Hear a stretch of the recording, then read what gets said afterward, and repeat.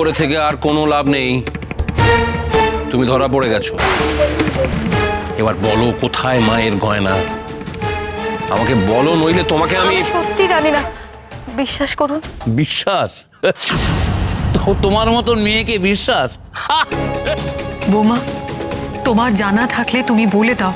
আপনারা অনুমান করে আমাকে চোর ভেবে নিলেন, অথচ আপনাদের কাছে কোনো প্রমাণ নেই। তুমি সাগরের ঘরে থাকো, ওর ঘর খুঁজলে সব পাওয়া যাবে। কি শেষে কিনা আমার ঘরেও খোঁজা হবে? তোমার সাহস তো কম নয় মেজদিদি। না, ওটা থাক, দরকার নেই। না বাবা মশাই, থাকবে কেন? একবার যখন আমার ওপর অভিযোগ লেগেছে, তখন দেখা হোক আমার সব কিছু। আমি গয়না লুকিয়ে রেখেছি কিনা তা দেখা হোক।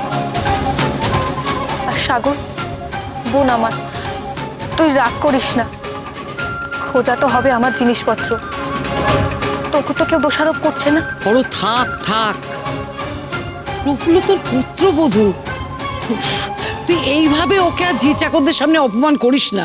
তুমি থামো। এই মেয়ের মান অপমানের চেয়ে আমার জার্মান সিলভারের গয়নার দাম অনেক বেশি। সত্যি যদি প্রফুল্লই গয়না নিয়ে থাকে, তবে তার জিনিসপত্র খুঁজে দেখা দরকার।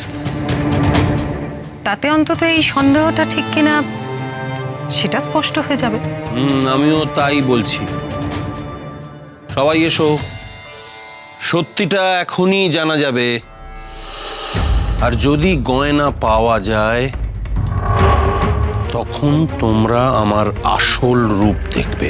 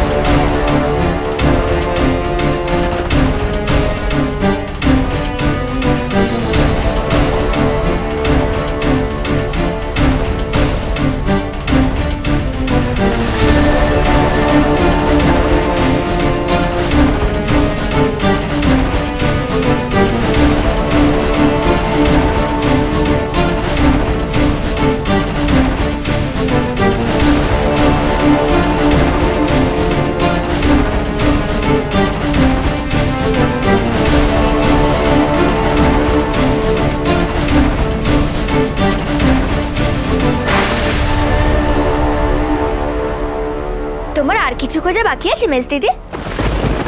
আছে আছে, তোর এই আরেকটা ঘর তো খোঁজাই হয়নি। তুমি বোধহয় ভুলে যাচ্ছ যে আমার বাবা কে। ওই রূপোর গয়না চুরি করার আমার কোনো প্রয়োজন পড়ে না। আমার বাবা চাইলে আসল সোনার গয়নায় আমাকে মাথা থেকে পা পর্যন্ত মরিয়ে দিতে পারে। তুমি কাকে কি বলছো নয়ন বউ? তোমার অধিকারের সীমা তুমি ছাড়িও না, তাহলে নিজেই বিপদে পড়বে। না, এ হতে পারে না। গয়না আমি খুঁজে বের করবই। আমি নিশ্চিত ওই হাবাতে মেয়ে ঠাকুরের গয়না চুরি করেছে।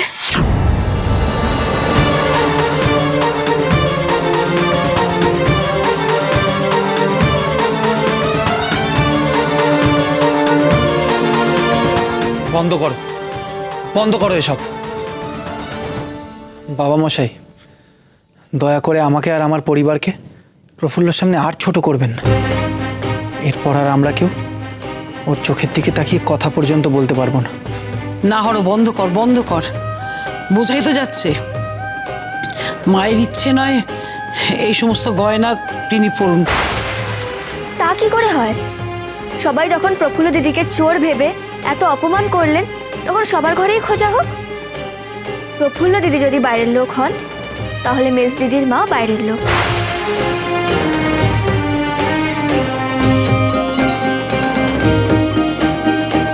একমাত্র প্রফুল্ল দিদিকেই কেন সন্দেহ করা হবে?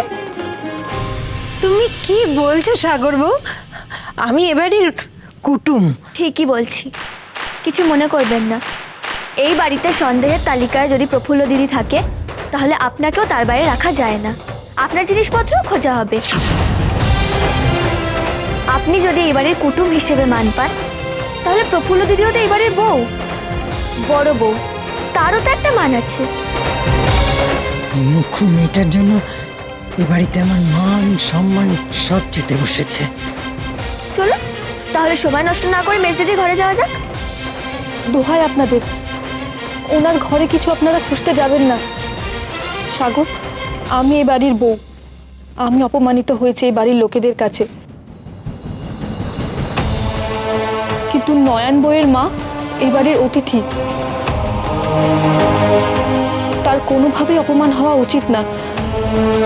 সে যে এই বাড়ির অসম্মান হবে। না দিদি, তুমি আমাকে বাধা দিও না। সত্যিটা কি সেটা দেখাই যাক না। তুমি এমন ভাবে বলছো যেন ওই ঘরেই গয়না লুকোনো আছে। কিন্তু আমারটা কখনোই মনে হয় না। কেউ যদি সত্যি গয়না চুরি করে থাকে, তাহলে সে এই বাড়ির থেকে বেরোয়নি। আর ধরা পড়ে যাওয়ার ভয়ে সে নিজের কাছেও গয়না রাখবে না, কারণ খোঁজাখুঁজি হবেই, তাতে হাতে নাতে ধরা পড়ার সম্ভাবনা আছে। হ্যাঁ বৌমা, তুমি ঠিক বলেছ। চোর এই বাড়িতে গয়নাগুলো সরিয়ে রেখে দিয়েছে, পরে সুযোগ বুঝে ওগুলো নিয়ে বেরিয়ে যাবে। প্রফুল্ল মনে হয় সঠিকই বলছে এই ক্ষেত্রে। আমি বলি কি, মায়ের গয়না উদ্ধার করাটাই আমাদের আসল উদ্দেশ্য।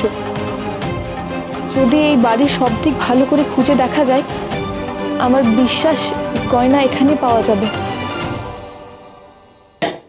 বেশ বেশ, তাহলে বাড়ির আনাচে কানাচে ভালো করে খোঁজা হোক। দেখা যাক আমার এত সাধের মায়ের গয়নাগুলো পাওয়া যায় কিনা। যদি না পাওয়া যায়, তাহলে আমার যে কি রূপ হতে পারে সেটা তোমরা কেউ কল্পনাও করতে পারছো না।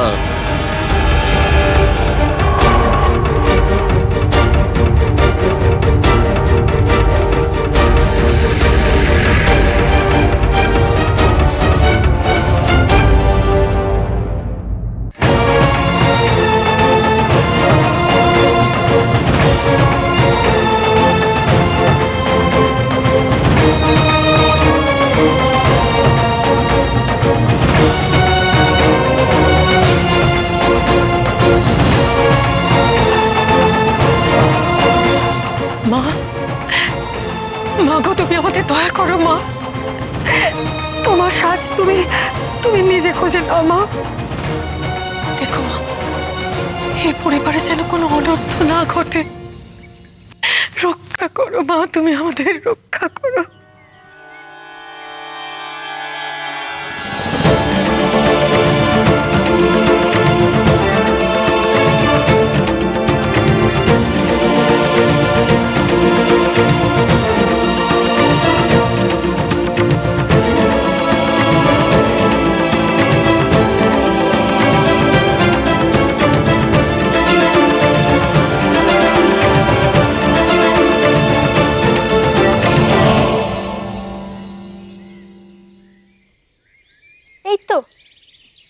এই তো গয়না পেয়েছি।